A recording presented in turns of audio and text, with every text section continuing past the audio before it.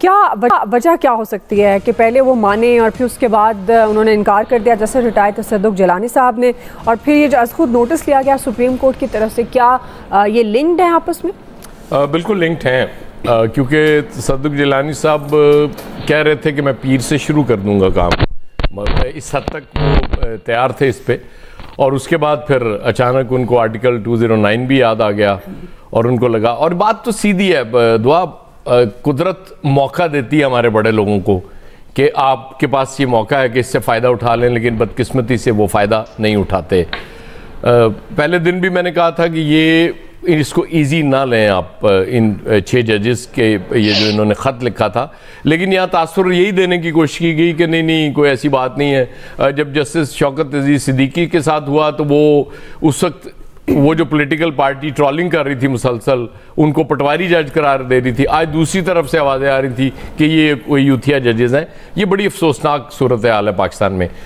काजी फाइज ईसा साहब को पहले दिन ये आज खुद नोटिस ले लेना चाहिए था, बजाय इसके कि वो शहबाज शरीफ साहब से कहते। अच्छा, दिलचस्प बात यह है कि वो जिन पे इल्ज़ामात हैं वो सब तो ज़ाहिर प्राइम मिनिस्टर के अंडर है ना वो सारे, और उन्हीं प्राइम मिनिस्टर साहब को आप कहते हैं कि जी आप ठीक है, आप एक वो कमीशन बना लें और हमें कोई एतराज़ नहीं है, क्योंकि जज हमारी तरफ देख रहे हैं। जजों ने असल में अपने सरबराह को एड्रेस किया था कि हुजूर हमारे साथ ये हो रही है और हम आपसे चाहते हैं कि आप हमें तहफ़्फ़ुज़ दें, ये मुदाखलत रुकवाएं आप। लेकिन वो सरबराह ने कहा कि नहीं कोई ऐसी बात नहीं है, वो ठीक है उधर से हो जाएगा। लोगों को इसलिए हैरत उस पर हुई थी कि हाजिर सर्विस जज सुप्रीम कोर्ट के चीफ जस्टिस उस पे उनको उनका केस नहीं सुनना चाह रहे, और वो चाह रहे हैं कि जी एक रिटायर्ड को चीफ जस्टिस, गोया रिटायर्ड चीफ जस्टिस जो होते हैं इस मुल्क में वो कुछ ज़्यादा ताकतवर होते हैं, और जो सिटिंग चीफ जस्टिस हैं वो कोई बहुत कमज़ोर आदमी है। इससे तासुर तो यही गया। अब बना लिया आपने, अब उधर से आवाज़ें ये आना शुरू हो गई कि जी आप फुल कोर्ट बनाएं, ये जज थोड़े हैं, या इनकी तादाद बढ़ाएं।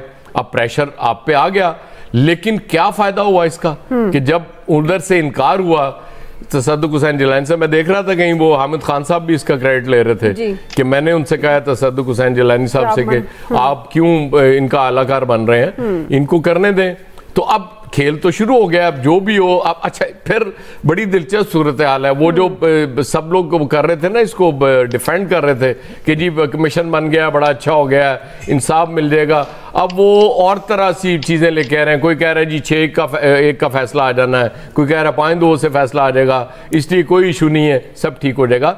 ये जो प्रेडिक्शन होती हैं और फिर जब इसके मुताबिक फैसले भी आ जाते हैं, ये बड़ी अफसोसनाक चीज़ है, क्योंकि क्रेडिबिलिटी एट स्टेक है हमारे इदारों की। और सुप्रीम कोर्ट को पता है चीफ जस्टिस साहब को कि क्रेडिबिलिटी किस लेवल पे है। तो ये एक बेहतरीन मौका था उनके पास क्रेडिबिलिटी अपनी बहाल करने का, लेकिन वो बस मिस कर गए।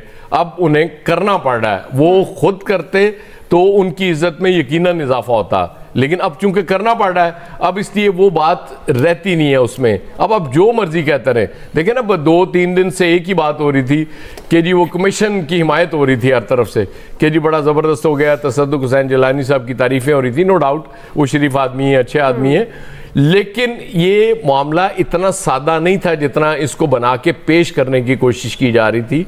अब चीफ जस्टिस साहब फंस गए हैं इसमें। अब देखते हैं कि वो इसमें से निकलते कैसे हैं। इसके लिए महारत चाहिए होगी, लेकिन लेट्स सी। सही जी। आमिर साहब आप जो हुकूमत तहकीकात कराना चाह रही थी, अब वो कहाँ स्टैंड करेंगी? क्या इसकी ज़रूरत है सुप्रीम कोर्ट के खुद नोटिस के बाद कि हुकूमत भी अपनी सतह पर तहकीकात कराए? और आप किस तरह से देखते हैं इनके इनकार को? आपको लगता है कि कोई वजह हो सकती है क्योंकि पहले वो माने और फिर उन्होंने इनकार कर दिया, फिर उसके बाद चीफ जस्टिस साहब को आज खुद नोटिस लेना पड़ा? ये जो जजों की शफकत पिदरी होती है ना, ये बड़ी मैटर करती है। जब इफ्तिखार चौधरी चीफ जस्टिस थे तो उनके अरसलान बेटे के लिए शफकत पिदरी बार बार आती थी। अब यहाँ पे भी इनके साहबजादे ने वो 300 जो लोगों ने खत लिखा वकीलों ने, हालांकि हजारों वकला की जो बार्स हैं उन्होंने हमायत की थी। अब 2-3 चीजें हैं। एक तो ये है कि तसद्दुक़ जिलानी साहब से परसों मेरी खुद बात हुई थी और उन्होंने कहा था मैं ईद के बाद इसकी समाअत शुरू करूंगा, और मैंने पूछा था कि मीडिया को ओपन करेंगे, तो उन्होंने कहा ये जुडिशियल प्रोसीडिंग तो नहीं है, लेकिन जब हम बैठेंगे तो फैसला करेंगे। अब क्या हुआ, अब दो चीजें, एक ये है कि यह कनाइवेंस हो गई है जी, कि जी हामिद खान ने कह दिया, जो आया साहब ने सुना, मैंने नहीं सुना हामिद खान का, कि जी वो इस वजह से पीछे हट गए और उधर से चीफ जस्टिस ने सुओ मोटो ले लिया। दो चीजें इसमें भी, इसमें एक तो ये है कि जी आपको आइन का आर्टिकल 9 पढ़ना चाहिए जिसमें जजेस की प्राइवेसी लिखी हुई है, और दूसरी बात जो आपने कहा कि हुकूमत ने कमीशन बनाया, हुकूमत ने कोई कमीशन नहीं बनाया। ये सुप्रीम कोर्ट के फुल कोर्ट के फैसले के नतीजे में जो उनको कहा गया प्राइम मिनिस्टर को, उन्होंने कमीशन बनाया। ये बात क्लियर कर लें कि हुकूमत का कमीशन नहीं था, ये फुल कोर्ट के डिसीजन, अक्सरियती फैसले का डिसीजन था। अब लोग मिला रहे हैं कि जी एक तरफ से खाता है जिलानी का और दूसरी तरफ से सुओ मोटो हो गया, हो सकता है दोनों का हो।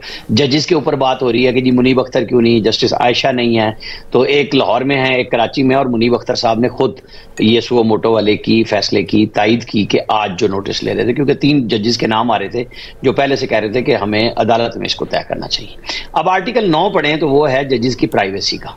यहाँ पे वो मिट्टी पाओ प्रोग्राम असल में अब आना है। मेरी राय यह है कि इसके अंदर बातें शातें खूब होंगी, टिका के होंगी, लेकिन जजेस की प्राइवेसी के नाम पे उन 6 के 6 जजों को तहफ़्फ़ुज़ दिया जाएगा, क्योंकि अगर ये कमीशन में जाते हैं तो इन जजेस को बाकायदा तौर पर सबूत देने पड़ते हैं। लेकिन फिर भी हमें देखनी होगी गुफ्तगू, चीफ जस्टिस जब बात करेंगे वो बताएंगे ना, क्योंकि उन्होंने एक प्रेस रिलीज इशू की थी, उन्होंने कहा था कि मैंने प्राइम मिनिस्टर से ये बात कही और उन्होंने मान ली।